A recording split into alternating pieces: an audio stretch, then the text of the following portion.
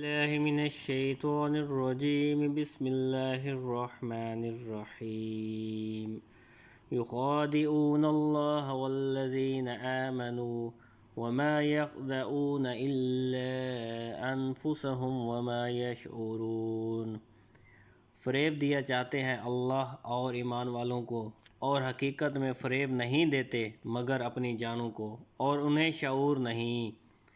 یخادعون اللہ، وہ اللہ کو دھوکہ دینا چاہتے ہیں۔ اللہ تعالیٰ اس سے پاک ہے کہ اسے کوئی دھوکہ دے سکے، وہ تمام پوشیدہ باتوں کا جاننے والا۔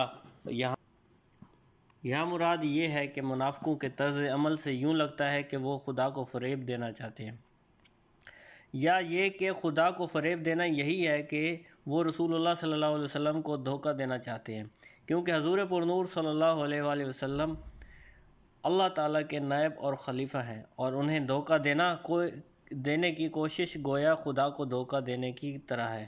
لیکن چونکہ اللہ تعالیٰ نے اپنے حبیب صلی اللہ علیہ وآلہ وسلم کو منافقین کے اندرونی کفر پر مطلع فرما دیا، تو یوں ان بے دینوں کا فریب نہ خدا پر چلے اور نہ رسول پر اور نہ مومنین پر، بلکہ در حقیقت وہ اپنی جانوں کو فریب دے رہے ہیں، اور یہ ایسے غافل ہیں کہ انہیں اس چیز کا شعور نہیں۔ اس آیت سے معلوم ہوا کہ ظاہر و باطن کا تضاد بہت بڑا عیب ہے۔ یہ منافقت ایمان کے اندر ہو تو سب سے بدتر ہے، اور اگر عمل میں ہو تو ایمان میں منافقت سے تو کم تر ہے، لیکن فی نفسہ سخت خبیث ہے۔ جس آدمی کے قول و فعل اور ظاہر و باطن میں تضاد ہوگا تو لوگوں کی نظر میں وہ سخت قابل نفرت ہوگا۔ ایمان میں منافقت مخصوص لوگوں میں پائی جاتی ہے، جبکہ عملی منافقت ہر سطح کے لوگوں میں پائی جاتی ہے۔ فی قلوبہم مرض فزادہم اللہ مرضا ولہم عذاب علیم بما كانوا یکذبون۔ ان کے دلوں میں بیماری ہے تو اللہ نے ان کی بیماری اور بڑھائی، اور ان کے لیے دردناک عذاب ہے بدلہ ان کے جھوٹ کا۔ فی قلوبہم مرض، ان کے دلوں میں بیماری ہے۔ اس آیت میں قلبی مرض سے مراد منافقوں کی منافقت اور حضور پرنور صلی اللہ علیہ وآلہ وسلم سے بغض کی بیماری ہے۔ معلوم ہوا کہ بدعقیدگی روحانی زندگی کے لیے تباہ کن ہے، نیز حضور اقدس صلی اللہ علیہ وآلہ وسلم کی عظمت و شان سے جلنے والا مریض القلب یعنی دل کا بیمار ہے۔ جس طرح جسمانی امراض ہوتے ہیں اسی طرح کچھ باطنی امراض بھی ہوتے ہیں۔ جسمانی امراض ظاہری صحت و تندرستی کے لیے سخت نقصان دہ ہوتے ہیں، اور باطنی امراض ایمان اور روحانی زندگی کے لیے زہر قاتل ہے۔ ان باطنی امراض میں سب سے بدتر تو عقیدے کی خرابی کا مرض ہے، اور اس کے علاوہ تکبر، حسد، کینہ اور ریاکاری وغیرہ بھی انتہائی برے مرض ہیں۔ ہر مسلمان کو چاہیے کہ باطنی امراض سے متعلق معلومات حاصل کر کے ان سے نجات حاصل کرنے کی کوشش کرے، اور اس کے لیے بطور خاص امام غزالی رحمۃ اللہ علیہ کی مشہور کتاب احیاء العلوم کی 3 جلد کا مطالعہ بہت مفید ہے۔ فزادہم اللہ مرضا، تو اللہ نے ان کی بیماری میں اور اضافہ کر دیا۔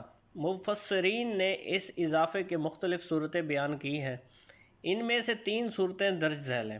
1، ریاست چھن جانے کی وجہ سے منافقوں کو بہت قلبی رنج پہنچا، اور وہ دن بدن حضور پرنور صلی اللہ علیہ وآلہ وسلم کی ثابت قدمی اور غلبہ دیکھ کر حسد کی آگ میں جلنے لگے۔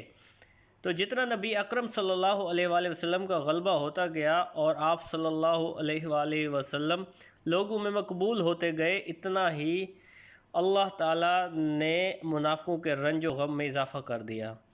2، منافقوں کے دل کفر، بدعقیدگی اور نبی کریم صلی اللہ علیہ وآلہ وسلم سے عداوت و دشمنی سے بھرے ہوئے تھے۔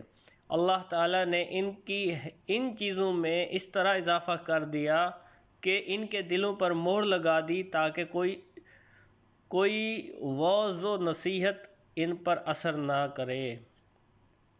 جیسے جیسے شرعی احکام اور نزول وحی میں اضافہ ہوا اور مسلمانوں کی مدد و نصرت بڑھتی گئی، ویسے ویسے ان کا کفر بڑھتا گیا، بلکہ ان کا حال تو یہ تھا کہ کلمہ شہادت پڑھنا اور ان پر بہت دشوار تھا، اور اوپر سے عبادت میں اضافہ ہو گیا اور جرموں کی سزائیں بھی نازل ہو گئیں، جس کی وجہ سے یہ لوگ بہت بے چین ہو گئے۔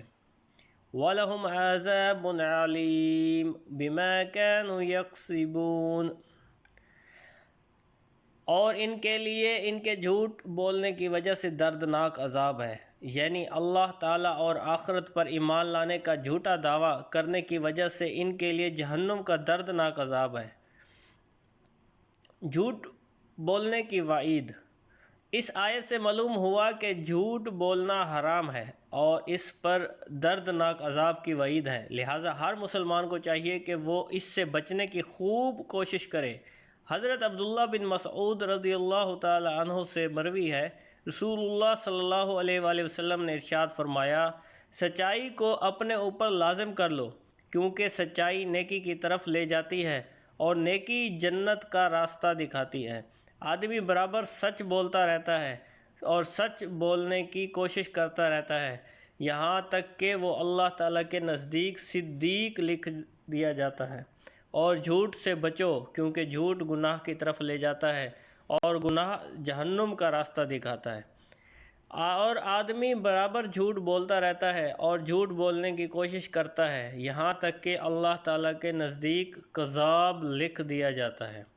حضرت انس رضی اللہ تعالی عنہ سے روایت ہے، حضور اقدس صلی اللہ علیہ وآلہ وسلم نے ارشاد فرمایا، جو شخص جھوٹ بولنا چھوڑ دے اور باطل ہے، وہ باطل ہے، یعنی جھوٹ چھوڑنے کی چیز ہی ہے، اس کے لیے جنت کے کنارے میں مکان بنایا جائے گا۔